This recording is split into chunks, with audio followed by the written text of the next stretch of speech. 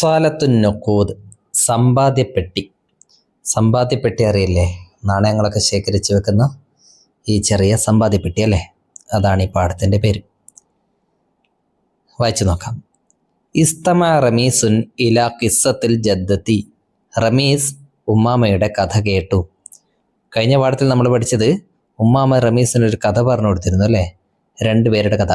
ഒരാൾക്ക് രണ്ടുപേർക്കും സമ്പത്ത് കിട്ടുകയും ഒരാൾ ആ സമ്പത്തൊക്കെ മുഴുവൻ ചെലവഴിച്ച് ദരിദ്രനായിപ്പോയി. മറ്റേ ആളോ ആ സമ്പത്ത് കൊണ്ട് കച്ചവടവും കൃഷിയുമൊക്കെ ചെയ്ത് ധനികനായി.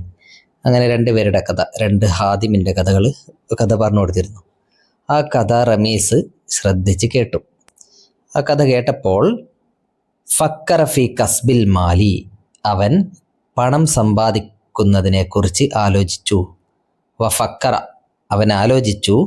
ഫി കസ്ബിൽ മാലി, പണം സമ്പാദിക്കുന്നതിനെക്കുറിച്ച്. കസ്ബ് സമ്പാദിക്കൽ, അൽമാല് പണം. അപ്പോൾ അവന് പണം സമ്പാദിക്കണം എന്ന് തോന്നിത്തുടങ്ങി ആ കഥ കേട്ടപ്പോൾ. അങ്ങനെ വജമഅൻ നുഖൂദ ഫി ഹസ്സാലത്തിൻ, അവൻ നാണയങ്ങളൊക്കെ ഒരു ഹസ്സാലത്തിൽ, ഒരു സമ്പാദ്യപ്പെട്ടിയിൽ ശേഖരിച്ചു. വജമ, അവൻ ശേഖരിച്ചു. അൻ നുഖൂദ, നാണയങ്ങൾ.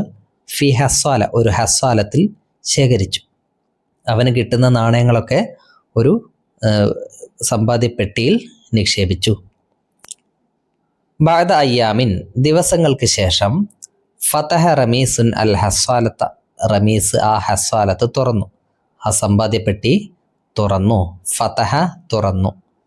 വസല്ലമൽ മാല ഇല അബീഹി, എന്നിട്ട് കിട്ടിയ പണം ഉപ്പയെ ഏൽപ്പിച്ചു. സല്ലമ, ഏൽപ്പിച്ചു. സല്ലമൽ മാല, ആ ധനം, ആ പണം അവൻ ഏൽപ്പിച്ചു. സമ്പാദ്യപ്പെട്ടി തുറന്നപ്പോൾ കിട്ടിയ മുഴുവൻ പണവും അവൻ ഏൽപ്പിച്ചു. ആരെ? ഇല അബീഹി, തൻ്റെ പിതാവിനെ ഏൽപ്പിച്ചു. എന്നിട്ടോ തൊലബ മിനൽ അബി, പിതാവിനോട് അവൻ ആവശ്യപ്പെട്ടു. തൊലബ, ആവശ്യപ്പെട്ടു. അൻ യസ്തരിയ ദജാജാത്തിൻ ബിഹാദൽ മാലി, ഈ പണം കൊണ്ട് കോഴികളെ വാങ്ങാൻ. തൊലബ മിനൽ അബി, അവൻ ഉപ്പയോട് ആവശ്യപ്പെട്ടു.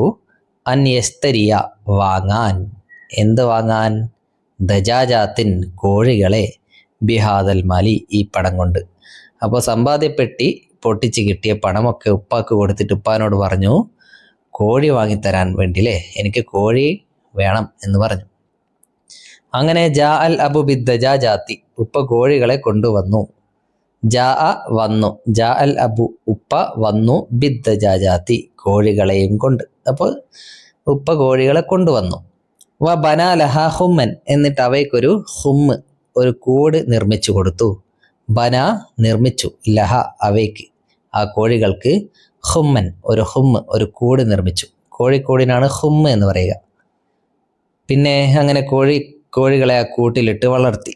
വ ഉമ്മുഹു സാഅദത്തുഹു അലാ തർബിയത്തിഹ, അതിനെ പരിപാലിക്കാൻ അവൻ്റെ ഉമ്മ അവനെ സഹായിച്ചു. റമീസിൻ്റെ ഉമ്മ സഹായിച്ചു. എന്തിനെ? കോഴികളെ വളർത്താൻ. തർബിയത്ത് എന്ന് പറഞ്ഞാൽ വളർത്തൽ, പരിപാലിക്കൽ. കോഴികളെ വളർത്താൻ ആരാണ് സഹായിച്ചത്? ഉമ്മയാണ്. മളത്തിൽ അയ്യാമു, ദിവസങ്ങൾ കഴിഞ്ഞുപോയി. ഹസല റമീസുൻ അലൽ ബൈളാത്തി കുല്ലയോമിൻ, റമീസിന് എല്ലാ ദിവസവും മുട്ടകൾ കിട്ടി. ഹസല, കിട്ടി. ഹസല റമീസുൻ, റമീസിന് കിട്ടി. അലൽ ബൈളാത്തി, മുട്ടകൾ.